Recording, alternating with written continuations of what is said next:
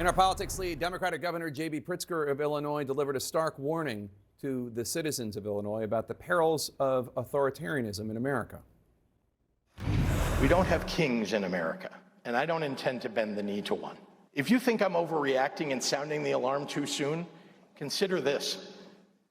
It took the Nazis 1 month, 3 weeks, 2 days, 8 hours, and 40 minutes to dismantle a constitutional republic. And all I'm saying is that when the 5-alarm fire starts to burn, every good person better be ready to man a post with a bucket of water if you want to stop it from raging out of control. The seed that grew into a dictatorship in Europe a lifetime ago didn't arrive overnight. It started with everyday Germans mad about inflation and looking for someone to blame.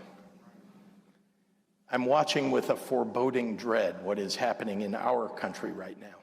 A president who watches a plane go down in the Potomac and suggests without facts or findings that a diversity hire is responsible for the crash.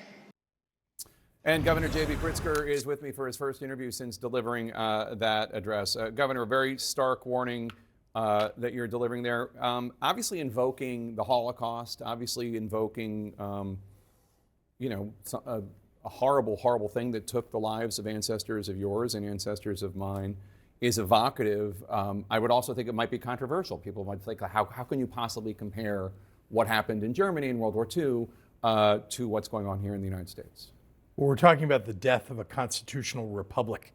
That's what happened in Germany in 1933, 1934. And we're seeing today that you've got an administration in Washington that's ignoring court orders, literally ignoring when a judge says you can't do this. They're going ahead and doing it anyway. The question is, where does that stop? The courts don't have the ability to enforce their orders, and the president is supposed to obey them, but is not.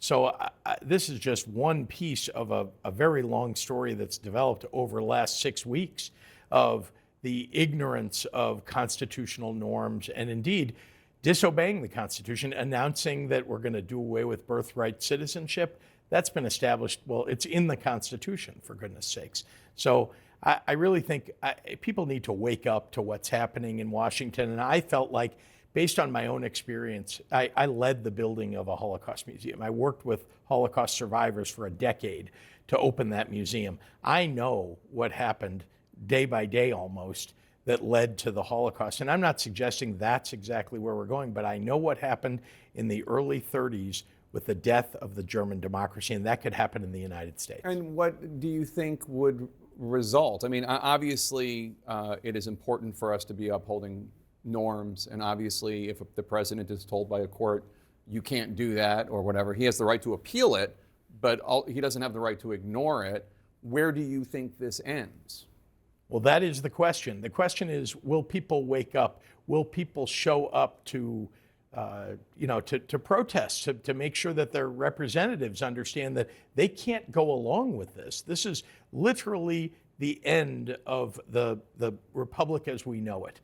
If we don't stand up to Donald Trump in his, decision to essentially break down the government according to what he wants and according to what he believes is in the best interests of the wealthiest and most powerful people in the country. We need people to get out there and have their views known. And that's really what I was talking about when I spoke up at my State of the State speech. So today you're pressing the Office of Management and Budget for answers on frozen funds that were allocated to Illinois that you say you're no longer able to access them. What exactly is frozen here, and how is it impacting Illinois? Well, it goes across a whole bunch of agencies. This is what's happened ever since that one day, as you recall, that Tuesday, when everything got frozen. And when they froze the grants, right? Yeah. But I mean, it's across the board in agencies that people don't even think of sometimes. And what's happened is, some of them haven't been unfrozen, even though they announced that, oh no, they're rescinding that order. We had a situation in Illinois where the meat processing and poultry processing industry couldn't get inspectors because they're not getting paid. And so that's a huge industry in my state. Sure. So people lose their jobs. The supply chain for that food gets broken, and we all have experienced that. Prices go up as a result of that. And then, there's the danger of contamination in the food if you don't have those inspectors. These are the kinds of things that, people like Elon Musk don't understand. And frankly, it doesn't seem to affect them. I'm sure he's probably got a taster for his food. The fact is that he doesn't care about any of these things that affect average Americans every single day. We've got to speak out about this. The biggest thing that we're seeing is that in agency after agency, there's some piece of it that either, it's either because they're incompetent or cruel. They're just turning things off, and we have no control over it at the state level. And so we're making sure that the author of the Project 2025 plan, who is now the head of the OMB, knows what we have lost. $1.8 billion has not been paid to organizations in Illinois that people rely upon sometimes for everyday things. And this is happening in all 50 states, I guarantee. We just happen to have added it all up. So what do you say? The answer from Elon Musk would be, there's a lot of fraud, there's a lot of waste, there's a lot of abuse, there are people being paid who aren't even showing up to work. We're getting rid of the fat, we're getting rid of low performance employees. What's your problem with that? Look, we're all in favor of getting waste, fraud, and abuse out of the budget, right? And not paying for waste, fraud, and abuse. But this isn't how you do it. Shutting down programs entirely is not how you do it. In fact, it's very hard to root out waste, fraud, and abuse. You got to work on it every single day, and it's in the details. It's not in programs where you just shut them down and, hey, I got rid of a bunch of waste. The greatest example of this is, of course, that they want to shut down Medicaid, the expansion of Medicaid. 700,000 people in my state depend upon that, right? Something they've been depending upon for many years. All of a sudden, 700,000 people may lose their health care.